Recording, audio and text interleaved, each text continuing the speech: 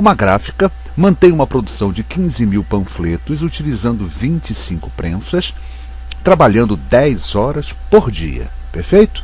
Houve um aumento na tiragem para 18 mil panfletos, né? E 30 máquinas deverão trabalhar nessa tiragem. Olha só, aumentou panfleto e aumentou máquina também. Quantas horas deverão ser trabalhadas por dia para atingir essa produção? Perfeito? Então, gente, 10 horas, 8 horas, 11, 4 ou 5 horas. Gente, vamos lá, vamos montar a nossa regra de trechos compostos? A gente sabe o seguinte, a regra de trechos compostos, vamos montar a tabela, essa tabela é fundamental para que a gente consiga entender o problema, não é isso? Aquela coisa, graficamente a gente consegue enxergar muito melhor as coisas, tá certo? Então, vamos lá, claro que você não vai fazer colorido assim na prova, né? Mas faz bonitinho, organizadinho assim, sem botar o colorido. Isso, o colorido é só para dar a vida, né, no nosso vídeo, perfeito? E vai ficar mais claro, né, o entendimento fica melhor. Olha só, eu tenho que pensar o seguinte, eu tenho na regra de trechos compostos sempre duas sentenças, uma primeira sentença e uma segunda sentença. Normalmente essa segunda sentença contém justamente a incógnita, né, o que a gente quer saber do nosso problema, perfeito? E vamos listar o seguinte, ó, linhas são as duas sentenças e nas colunas eu vou trabalhar com as grandezas envolvidas na nossa regra de trechos composta. No nosso caso aqui, ó, eu tenho três grandezas, vocês querem ver só, ó, quantidade de panfletos, perfeito? Ó, quantidade de máquinas ou de prensas, olha aqui, tá vendo? E também a jornada de trabalho, 10 horas por dia. São três grandezas que eu tenho e elas vão montar a minha primeira sentença. Quer ver? Ó, primeira sentença. Quantos panfletos são? 15 mil. Quantas prensas? 25. Qual é a jornada? 10 horas por dia. Tá bom? Vamos partir então agora para a segunda sentença. Houve um aumento na tiragem para 18 mil panfletos. Olha lá, eram 15 mil, agora são 18 mil panfletos. As máquinas eram 25, agora são 30. E ele quer saber justamente qual deve ser a jornada de trabalho para que ele consiga fazer essa produção. Perfeito? Para chegar nessa mesma produção. Tá certo? A mesma quantidade, quer dizer, no caso aqui a quantidade de panfletos, 18 mil panfletos com 30 prensas, ele quer saber qual é a jornada, quantas horas ele tem que trabalhar por dia. Vamos fazer? Bom, o importante aqui é a gente analisar na regra de trechos composta, né, comparar as grandezas. E a comparação deve ser feita, não obrigatoriamente, mas normalmente, né, nós fazemos sempre a comparação em relação àquela grandeza que contém a incógnita. No caso aqui a jornada, é ela que eu estou querendo descobrir. Vamos comparar? Vou comparar jornada com prensa e depois vou comparar jornada com panfletos. Sempre deixando claro o seguinte, eu não posso permitir que a grandeza que não está envolvida na comparação me atrapalhe. Deixa ela constante, ela não pode alterar o meu raciocínio, tá bom? Olha só, eu vou comparar agora jornada com prensa e depois jornada com panfletos, tá bom? Olha só, jornada e prensas. Gente, olha só, eu tenho 25 prensas. E para fazer uma determinada produção, tá vendo? Não estou deixando, que eu não estou nem lendo 15 mil e 18 mil, hein? Uma determinada produção, olha só, eu trabalho 10 horas por dia. Eu aumentei o número de prensas, concorda? Eu passei agora para 30 prensas. E aí eu pergunto a vocês, para que eu faça a mesma produção, eu deixo constante, eu não deixo que essa diferença aqui altere meu raciocinar. Então, com 25 prensas, eu fazia 10 horas por dia.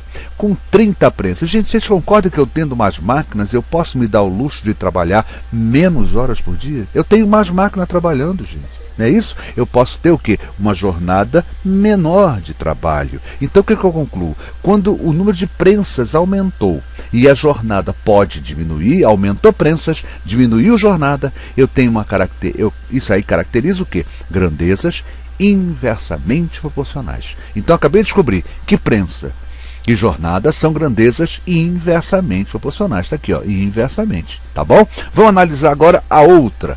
Panfleto com jornada e não vou deixar que o número de prensas atrapalhe o meu raciocinar.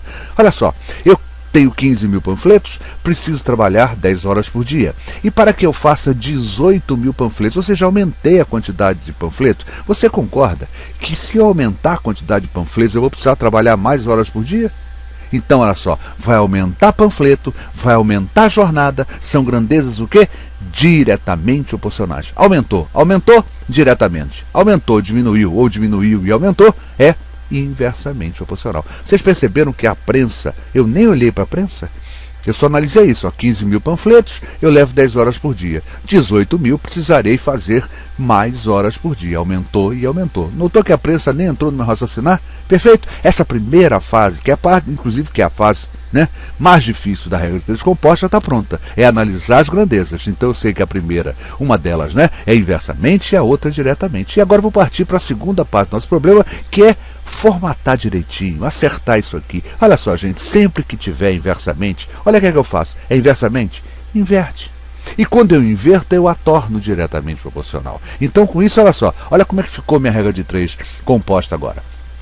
Panfletos, 15 mil, 18 mil é diretamente, não mexi. Olha aqui na prensa, agora eu inverti a ordem, 30 e 25. E quando eu faço essa inversão, o que era inversamente passa a ser diretamente. Então eu tenho diretamente e diretamente. Quando todas as grandezas estão colocadas como diretamente, fica fácil montar a nossa proporção, né? A nossa proporção resolvente. Assim, como é que eu faço? Olha como é que eu faço. Eu separo aquela que contém incógnita. Assim, ó.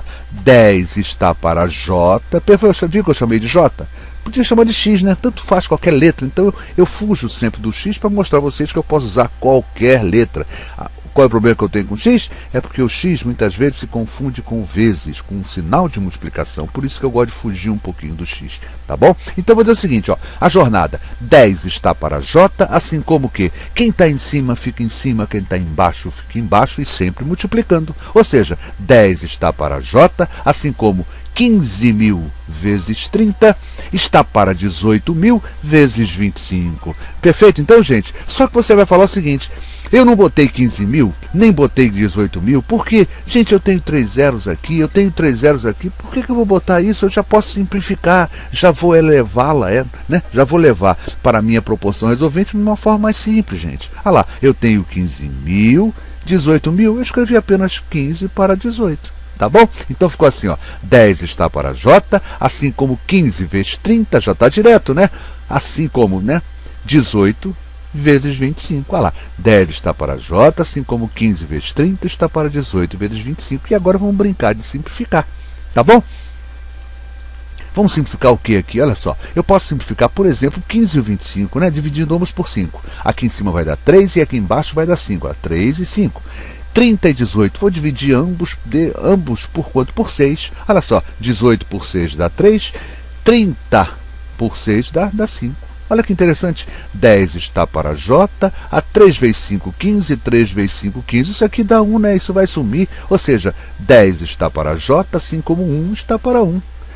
J é igual a 10 vezes 1, 10. 10 horas por dia. Ou seja, eu não preciso alterar minha jornada de trabalho se essas alterações acontecerem. Se eu aumentei o panfleto em 3 mil e aumentei o número de prensas em 5 unidades, a minha jornada de trabalho pode manter-se exatamente a mesma e com isso a minha resposta certa é a letra A. Olha lá, 10 horas por dia, ou seja, a jornada não alterou. E não alterou por quê? Porque houve uma alteração em dois, né?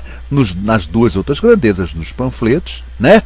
E no número de prensas. Perfeito, gente, é uma questão simples, é só a gente ter calma, tranquilidade que a gente chega lá. Não é fácil. Tá? Eu vou dizer assim, é facílimo, não é fácil. Essa aqui, por exemplo, não foi difícil, né? Essa foi bem tranquila, né? Mas a regra de três compostos às vezes nos prega algumas peças. E o grande detalhe, o grande segredo, a grande dificuldade da regra de três compostos está justamente nessa análise que nós fizemos no início do problema. Saber se as grandezas são diretamente ou se são inversamente proporcionais. Gente, é isso aí. Espero que os amigos tenham entendido mais essa bonita questão de regra de três composta. Quem lhes falou, professor Luiz Fernando Reis, responsável pelo site matematicamuitofácil.com. Fica daqui o convite para que os amigos visitem o nosso site. São mais de 200 páginas num site totalmente gratuito e focado no ensino fundamental. Esse assunto, por exemplo, regra de três compostos, está lá muito bem explicadinho e, portanto, vale a pena a sua visita.